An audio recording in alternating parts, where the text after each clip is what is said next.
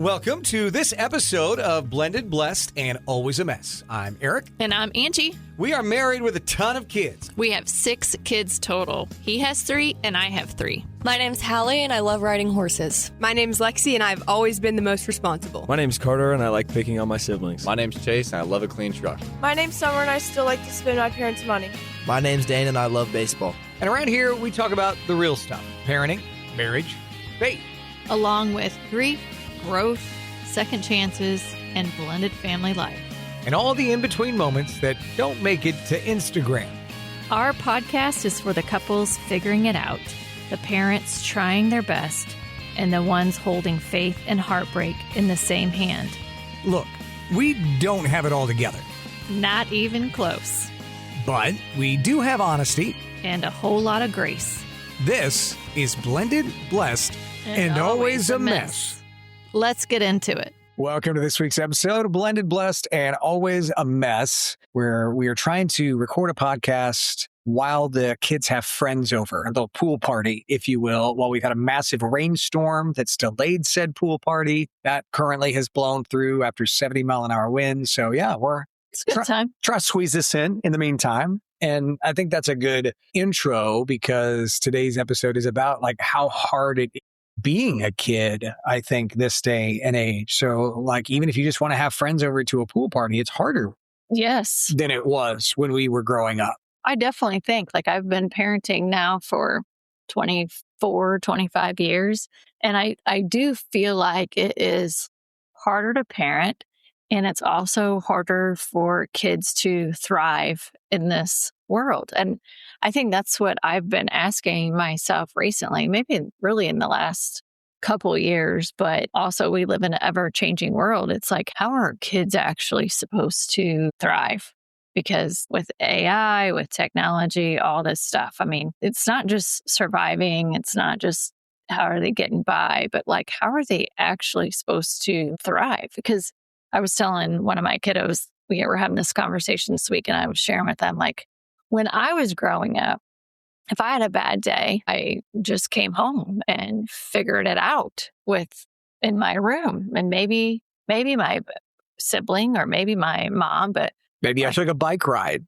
Yeah. If I broke up with my boyfriend, maybe my best friend knew, but I went home and that was it. Maybe a couple people at school knew, but like today, if a kid breaks up or they have a bad day, it's all over. It's on Snapchat. There's a gazillion comments on Instagram. There's all these group text and rumors and opinions everywhere. And before a kid can even process their own feelings, hundreds of people already have formed their opinions about their life. I mean, we experienced this even just going through the trial. Mm-hmm. And of course, I'm vocal on social media, so I get it. Like I share my opinions out there, but it happens on the reverse too. Like instantly everyone, takes a side and there's comments and you read stuff about,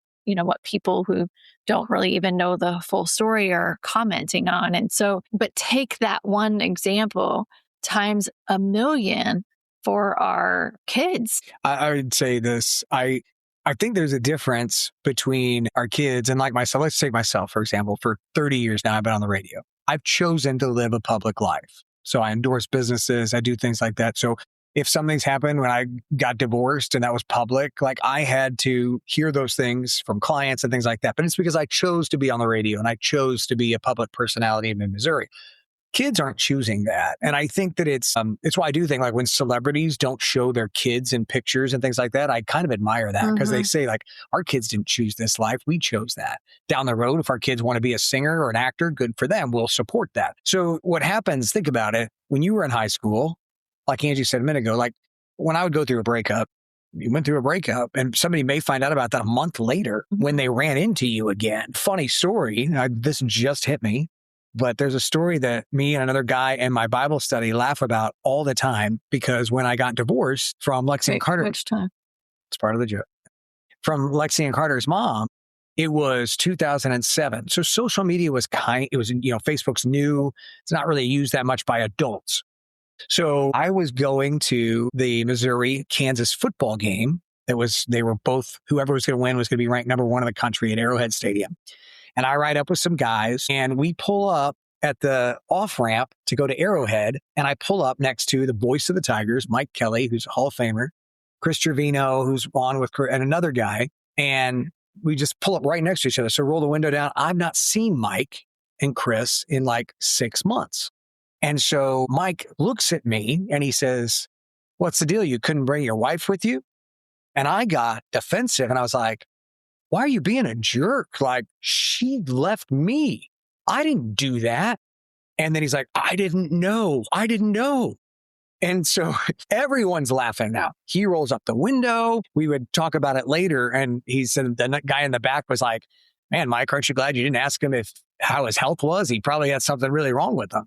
So we would laugh about it. But that's because several months after something happened, he didn't know. None of the guys in that car knew because it was private. But in the scenarios now, just for our kids, a simple breakup is, oh my gosh, it's out that night and it's on social media. And then if we don't even understand the rules that go along with these things, which is maybe the craziest part, because when we would break up with someone, I broke up with somebody, I was going to go to a party and hang out with a girl probably that night because I'm free. I broke up with someone. Why would I not? Yeah, I think it's this fishbowl mentality that they're living in. And I think what's really makes it hard for kids that are adolescents, I mean, their brain doesn't mature until they're 27 years old. So while they're also navigating adolescence, which is crazy and challenging for kids, they're navigating it with an audience. So every misstep, every relationship, every awkward phase, every decision that they make could just be at a party. Every little step is documented somewhere.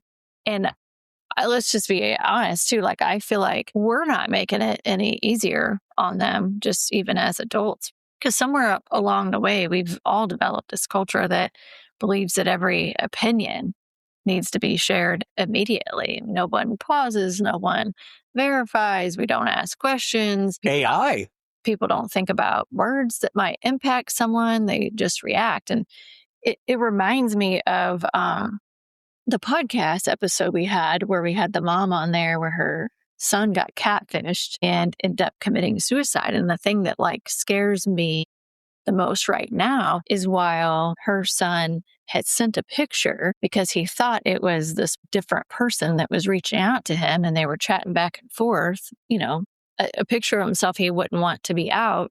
Now you have AI that can generate pictures and try to blackmail kids that they wouldn't want to get out, even though it's not even a real picture. And gosh, it's a little bit scary. Like, I don't know how kids are even making it through and getting the opportunity to figure out who they are in this world where everything's documented and talked about and opinions shared.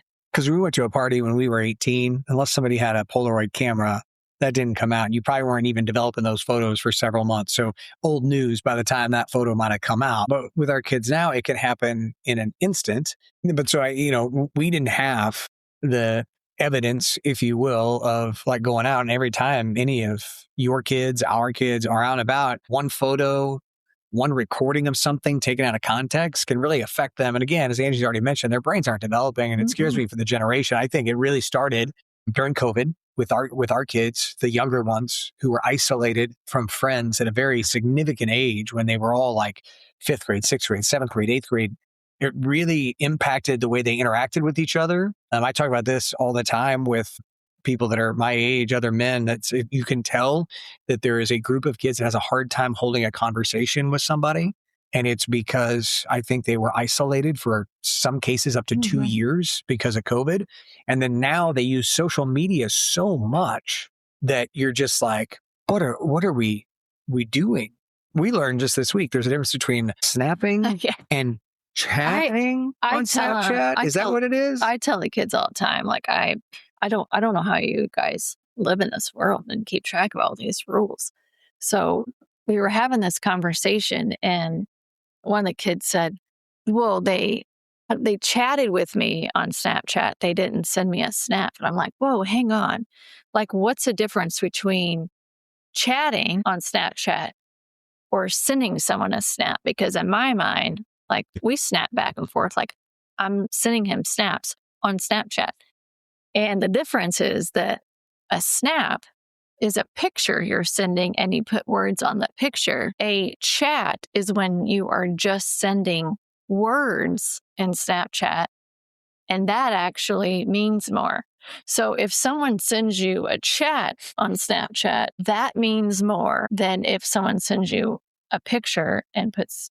But basically, that's the same thing as just a text message. Okay. What? So chatting on Snapchat is just a text message sent through Snap. And there's just this like, oh, they double snap me. Or, I mean, it's just if you add someone on Snap or you don't, like I can't keep up with it. It was funny because the other day, last weekend, 4th of July weekend, bad storms came through here and a lot of people lost power. And Summer was with a large group of people that they lost power and her phone died. So she didn't have her phone for like 16 hours. Now, Long time for a 17-year-old girl. I'm almost like in a little bit of a panic of like, I can't get a hold of her, knowing that that's what happened.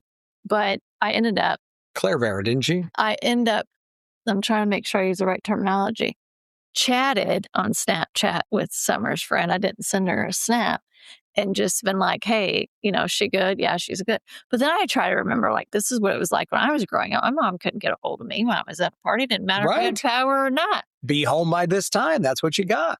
But Summer was like, you know what? It was so nice to not have my phone for that long. It actually was like so fun. And I'm like, yeah, I wish these kids could just unplug. But You know what we said last weekend? We were going to go an hour without our phones, and we didn't do it. we did say that. We did. We were like, hey, let's do an hour this weekend without our phones. And then we never did it. Well, we can do that this weekend. I'm game for that. Sunday I can do it. afternoon, we're home with all the kids. We make everyone put their phones down for an hour. Yeah. They'll all nap. They'll just nap. I'm just talking about this like as a topic of just raising awareness because I've seen it more in the last couple months than ever. And I just feel for our kids. Like it wasn't even like this when Hallie was that age. And that hasn't been that long ago. Granted, she was on Snap and all that stuff. But the rules and the level of engagement and what is acceptable and not acceptable, like all of that stuff is to the like ridiculous level. We have sometimes when we talking to kids and we'll hear like, well, I can't talk to that person because so-and-so likes them and I can't just talk to like just a basic conversation because somebody else likes a person. Them 3 years ago. And you're like, what? And then they explain it deeper and you're like, that doesn't make sense. Like you should be able to have a friendship. Or I always say this because this is just me. So take it with a grain of salt. But I'm like, guys, when I was in high school, I didn't even care if someone that I knew liked somebody else. If I liked them, I was going to shoot my shot. Like that's how you did it back when we were growing up. Like just because you put a claim on somebody, I'm like, we're not living over in the Middle East where you are betrothing women to men. Like somebody doesn't get to put a claim in on somebody. And so you have to stay away. Like it has to be a reciprocal thing here in the United States, most of the Western Hemisphere. And so those are things that baffle us. And it happens almost, I mean, we take Lexi out of the equation because she's engaged, but Carter being in his 20s on down, like it's these rules we don't quite get. They're interesting. And I think it's hard on our kids, your kids. We're not just saying our kids. It's hard on teenagers and young 20-somethings. Hell, maybe you're single in your 30s. Maybe you're going through a divorce. I'm sure that's hard too. I think also we're so ingrained with our kids too that we see it. Like we're involved in their conversations. So we can see exactly what all these rules are. And it's not just Snapchat too. I mean, it's anything like people's opinions of what a healthy relationship looks like or what healing should look like or what you should, how you should grieve, how you shouldn't grieve. And the rules get so exhausting. And I think that's why I've always said, man, I love who I was in my 40s because you get to that age and your give a F is 0. It's the Sophie Cunningham pointing of like, okay. But their kids don't have that. And I don't know how all the social media rules in the world that they're living in will impact them later in life. Like, at what point can they get to the 0 Fs and not let these rules of engagement of social media drive their decision makings? Because like in this example, we've talked about this a million times on relationship red flags and what we want for our kids.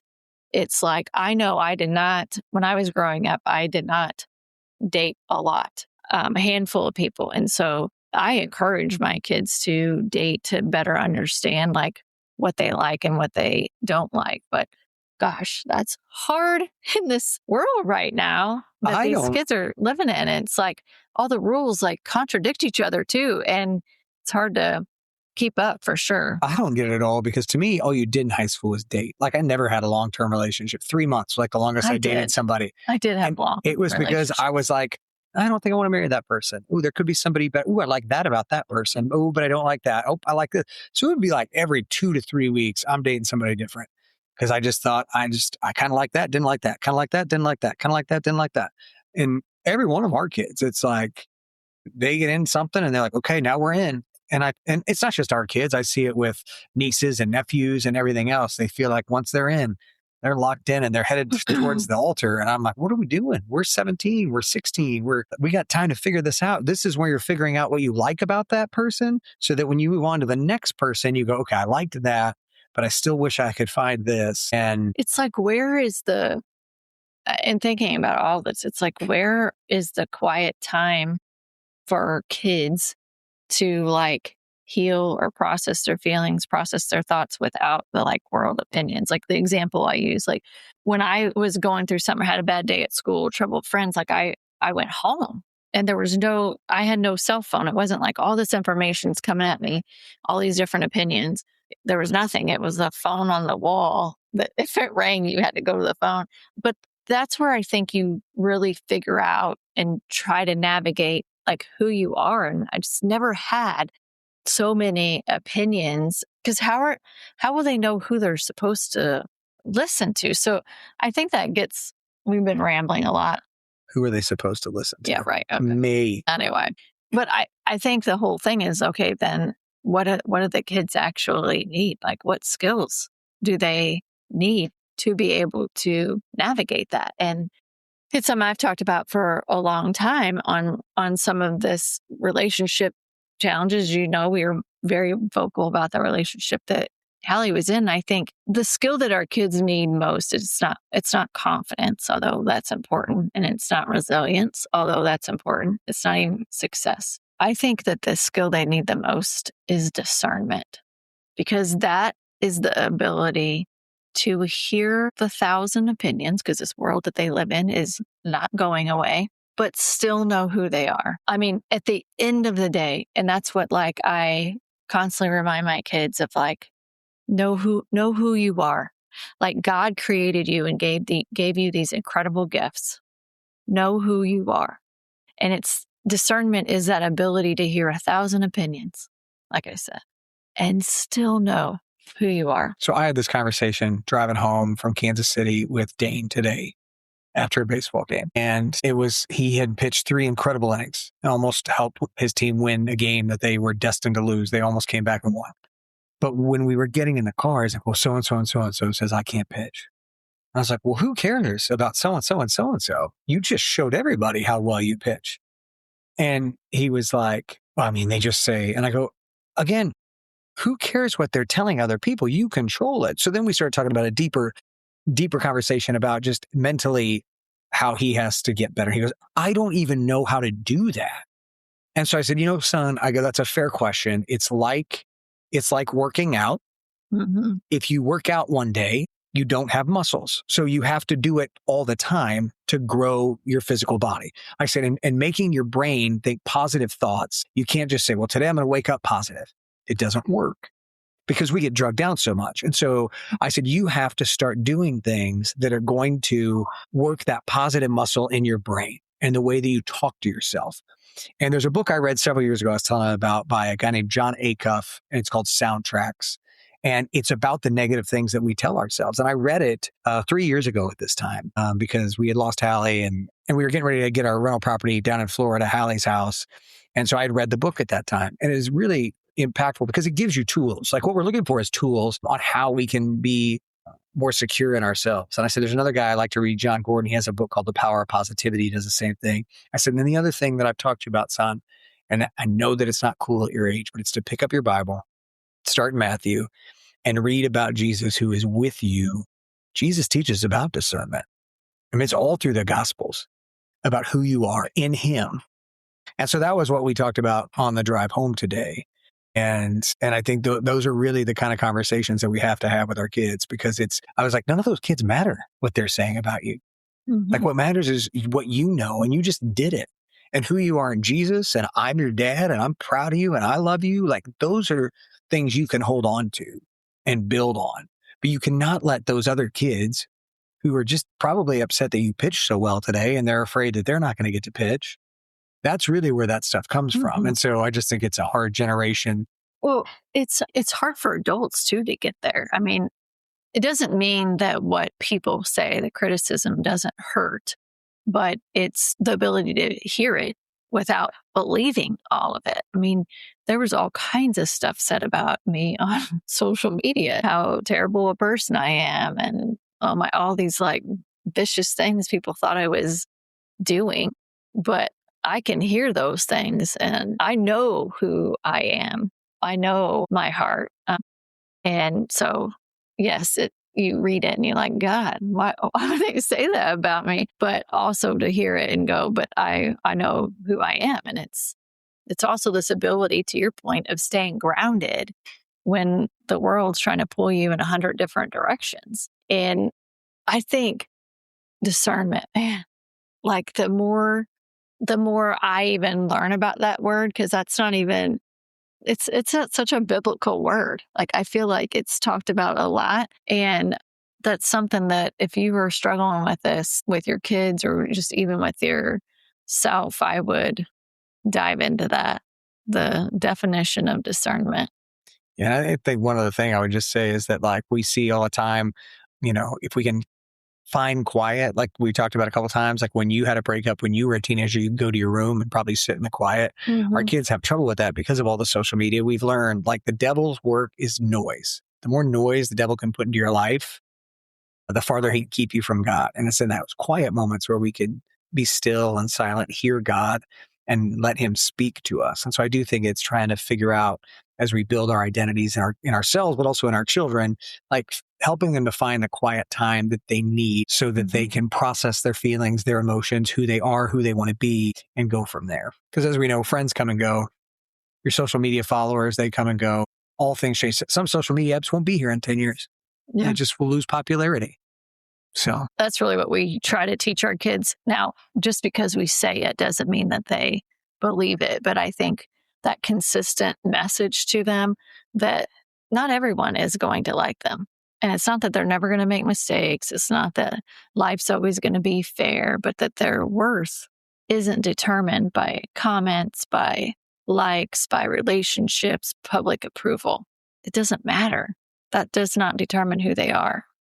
yeah. And so again, we just go back to how do our kids thrive in this world? And it starts with a few things.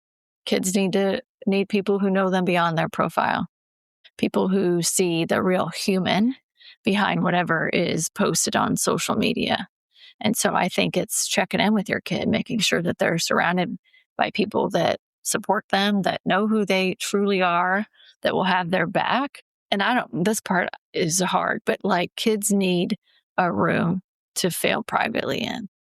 And not every mistake, decision that they make needs an audience. And like, that's how kids learn, by navigating their life, by making choices, by failing from those choices.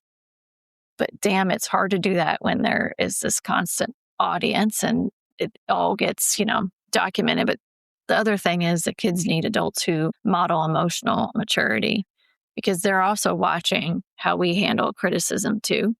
And so I think they're watching how we respond to conflict, how we speak about people online, about comments that we make or don't make, and how we react when someone disagrees with us. That's also the thing that our kids need.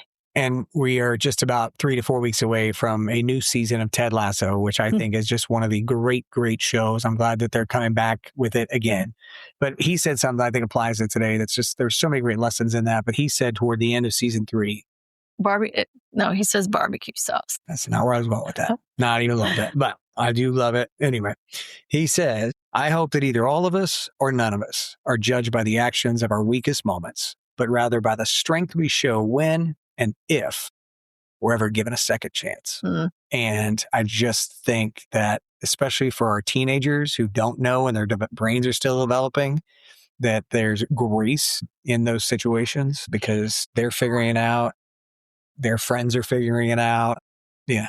So they just need to know that they're loved before they even achieve anything, before they win, before they succeed, before they even become who they think they're supposed to be. Because I feel like when kiddos know that they're loved, they know that they're valued, secure, all the things, that they matter, social media loses some of its power. And the opinions lose power, the rejection loses some of the power, the breakup, the friend issues and challenges, like those still hurt, but they also know those things don't define them.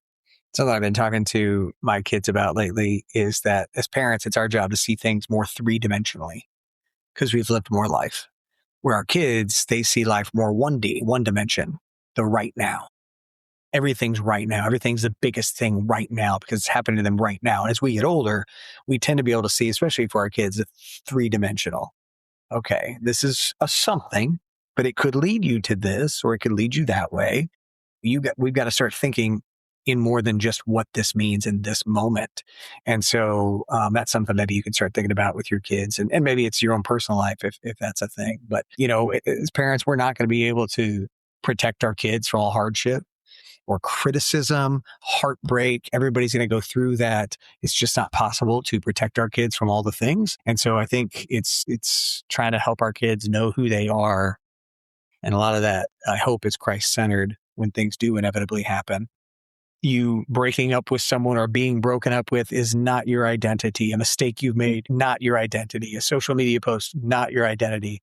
And so those things are super, super important that we share with our kids regularly. Yeah, I think we'll close here. Well, I do have to share with you a Hallie sign today. So before I think about it, but, to wrap here with just a question I'll throw out there is, thinking about your kiddos and, if social media disappeared tomorrow, who would your child believe they are? And, I think that that's a question to ask ourselves too. Like, I'm guilty of this, of just being tied to my phone and connected to my phone. But I think that's our greatest responsibility is to help them discover that answer before the world tries to answer it for them. Like, who are they?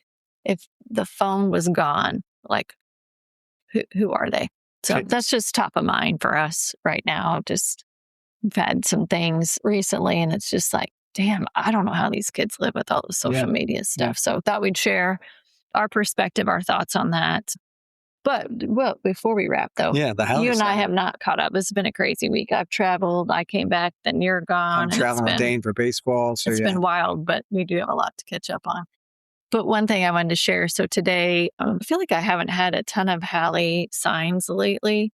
But today, my sister, Jess, is doing hair for a wedding. And it just so happened to be the wedding of the daughter of a pastor that was in the room when Hallie passed, when we walked her into the arms of Jesus and his wife. So they have a daughter. She's getting married today. She's getting married where we got married at Cooper's Ridge. And so Jess this morning was head that way. And she thought, well, I'm gonna get 7 brew, but usually the line, especially at like 7 o'clock, is long. So she's like, if the line's not long, I'll stop. And it wasn't long. Surprisingly, she could get right in. And so she was, chatting with the girl that was taking her order and stuff. And I guess the girl asked her what she was doing today or how her day was. She's like, I'm getting ready to go do hair for her wedding. And she's like, my wedding is coming up. I'm getting married on 7/17. which all the sevens, right? And so Jess sent me a message and she's like, oh my gosh, like I just felt like that was such a Hallie sign for me because of me going to do hair at this place where Hallie was just beaming on our wedding at that place. So also where this place is located, across the street is the Clydesdales farm. And so then Jess sends me another message that she's like, you want to guess how many Clydesdales were at the fence as she was pulling in? Anybody want to guess how many Clydesdales? 7. Yes. Ding, ding, ding. 7 Clydesdales were standing there at the fence as she pulled in. So I don't know. It just made me feel like, hi, Hal. Appreciate it. But love it. Miss you, Hal. And I'm glad when she shows up. So we hope that you guys, if you've got kids that are going through stuff, can take something away from this. And always happy to chat about it if you want to reach out too. So with all that, hopefully you guys are having a great summer. We appreciate each and every one of you listening and hope you have a wonderful week and God bless. Thank you for listening to this week's episode of Blended, Blessed, and Always a Mess. Lexi and Hal, take it away. I'm Lexi. And I'm Hallie. Have a great week. Or have the week that you deserve. That was perfect. Yeah, God bless.